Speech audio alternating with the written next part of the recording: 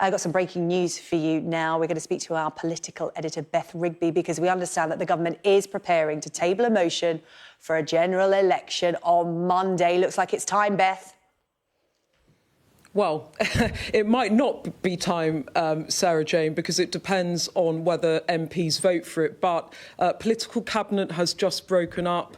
I was on the steps outside Downing Street trying to talk to some cabinet ministers, very tight-lipped, but I did catch up with the chief whip, Mark Spencer, and I asked him whether they were going to table a motion for a general election on Monday. He told me it was highly likely. Subsequently, I've been told by others that the government indeed are preparing to table a motion for a general election. And as I understand it, they're preparing to table that motion under the Fixed Term Parliament Act, which requires 2/3 of MPs to vote for that election for it to go ahead. And I think, my maths isn't great, but that's about 434 MPs. So it's not nailed on. And the reason it isn't is that Boris Johnson might want that election, but Jeremy Corbyn has made it very clear that he will not have that election. He will not hold it. He will not allow it until he's absolutely sure that any risk of no deal is ruled out